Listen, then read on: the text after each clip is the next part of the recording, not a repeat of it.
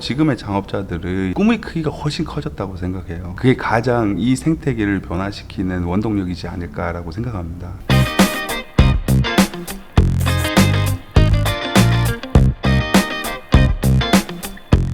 안녕하세요. 저는 뮤렉스 파트너스의 이범석입니다. 저희 뮤렉스 파트너스는 현재 약 2천억 정도의 AUM을 보유하고 있고요. 저희 VC는 ICT, 그러니까 소프트웨어, 인터넷, 모바일 분야에 특화되어 있는 운용사입니다. 저희 회사는 두 가지 종류의 펀드를 운영하고 있는데요. 초기 회사를 투자하는 펀드는 Pre-A, A 단계에 집중하고 있고요. 투자 금액은 건당 투자 금액은 작으면 5억에서 많으면 40억을 투자하고 있고요. 나머지 그로스 단계, 미드 그로스 단계의 펀드는 투자 금액이 작게는 20억에서 많게는 50억 이상 투자하는 펀드를 운영하고 있습니다. 야놀자, 그다음에 무신사, 패스트파이브와 같은 포트폴리오도 있고요. 그다음에 새롭게 라이징하고 있는 트렌비, 그리고 어니스트 펀드, 이런 포트폴리오가 있습니다. 저희 운용사는 이제 설립한 지 4년이 됐지만 벤처 캐피탈리스트로 일한 지는 10년이 넘었고요. 저희 대표 포트폴리오인 야놀자 같은 경우에는 제가 전 직장에 있을 때 초기 투자자였었고 지금까지 총 5번을 투자했습니다. 지난 10년간 스타트업 생태계가 엄청 크게 발전했죠. 성장했죠.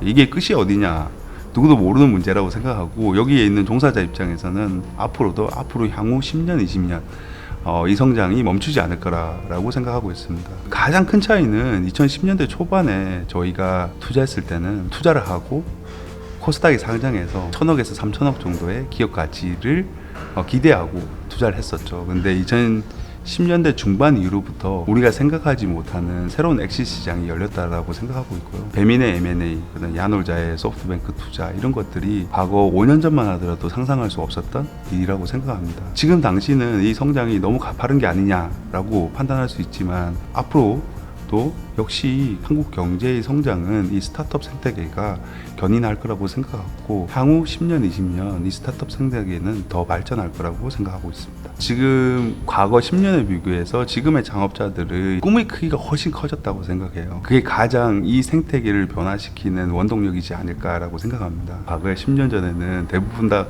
코스닥 상장을 꿈꿨죠. 그 꿈의 크기는 지금과 비교할 수 없을 정도로 커졌죠. 그 꿈의 크기에 따라서 국내 투자자도 마찬가지고 해외 투자자도 마찬가지고 그걸 실현하기 위해서 자본을 넣고 있고, 회사는 지금보다 훨씬 더 빠른 속도, 그리고 훨씬 더 큰 크기로 성장하고 있고요. 그게 예를 들면 배달의 민족의 M&A라든지 쿠팡의 상장이라든지 이런 이벤트들은 본질적으로 보면 창업자의 꿈이 달라졌기 때문에 그걸 통해서 만들어지는 현상이라고 생각합니다. 성장하는 사업은 언제나 과열이 있죠. 그 과열 속에서 좋은 진주가 태어나는 거고요. 충분히 통제 가능한 과열이라고 생각하고 있고요. 2010년도 초반에 금융위기가 끝나고 나서, 금융위기 때 벤처 펀드들이 굉장히 좋게 결성됐죠. 벤처 투자도 굉장히 슬로우했고요. 금융위기가 끝나고 난 다음에 벤처 투자가 다시 활성화되면서 금융위기 당시보다 한 2배 이상의 벤처 투자가 이루어졌습니다. 근데 그때 모두들 이야기했거든요. 너무 과열이다. 자금이 너무 많이 풀려서 오버밸류 되어 있고, 이때 2010년도 초반에 빈티지가 되게 안 좋을 거라고 이야기했어요. 근데 지나가 와서 지금 봤을 때는 그때의 빈티지가 사상 최대였거든요.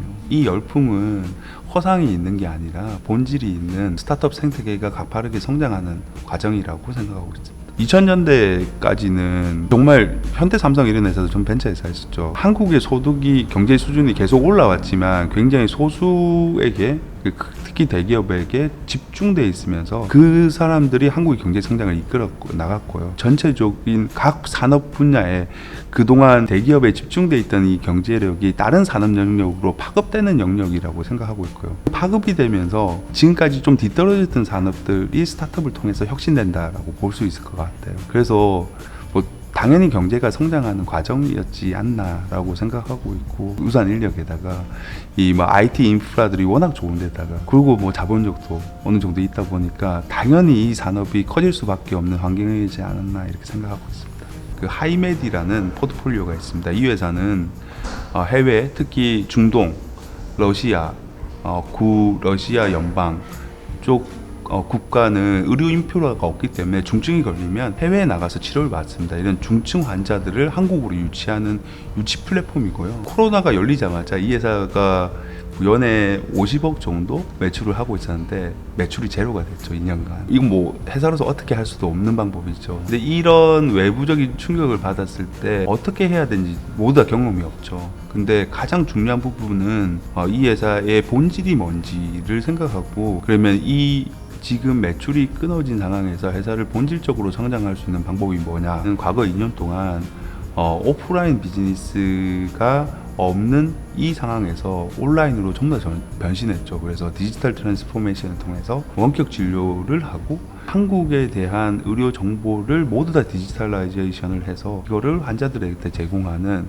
디지털 트랜스포메이션의 기관으로 삼았죠. 이렇게 그 외부적인 어려움이나 이런 부분이 있을 때 이 본질적인 가치를 만들어내는 이 과정이 가장 어려운 과정이라고 생각합니다. 저희는 뿌리는 투자를 지향합니다. 그러니까 잘 될 것 같은 회사에 모두 투자를 하는 것보다 저희는 굉장히 포커스해서 소수의 포트폴리오를 가져가고 있고요. 해당 라운드에 돈을 가장 많이 투자하는 리드 투자자를 원칙으로 하고 있습니다. 저희 포트의 대부분은 원칙은 팔로운 투자를 기본으로 하고 있습니다. 그만큼 돈을 많이 넣는다는 그만큼 많이 밸류업에 신경을 많이 쓴다라고 이야기 드릴 수 있을 것 같고요.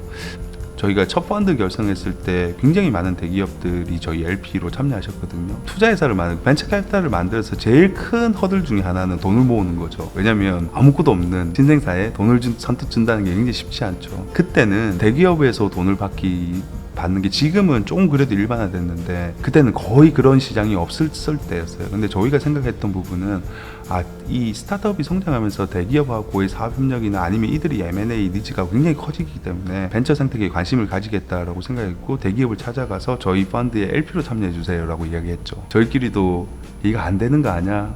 그만하자 뭐 이렇게 막 이야기를 했는데 결국은 저희 1호 펀드 만들었을 때 대기업들이 LP로 굉장히 많이 참여하셨거든요. 그래서 그 어느 때보다 대기업들이 스타트업 생태계에 관심을 가지고 앞으로 더 늘어날 것이라고 생각하고 있고 되게 좋은 효과를 낼 수 있죠. 좋은 엑시 창구가 될 수도 있고 같이 사업 협력을 할 수도 있고 그들의 자금이 좋은 스타트업을 성장시킬 수도 있고 그래서 되게 좋은 현상이라고 생각하고 있습니다. 자금적인 측면에서 한다면 지금은 여전히 이제 벤처 생태계의 40% 정도는 아직도 정책 자금이 들어가고 있죠. 근데 이제 이 정책을 제외한 나머지 자금의 소스가 더 많이 들어와서 굉장히 다양한 방법으로 펀드가 만들어지고 그 펀드를 통해서 다양한 투자 회사에 투자될 수 있도록 그렇게 이 민간 자금의 풀이 훨씬 더 많아졌으면 좋겠다라는 생각이 듭니다.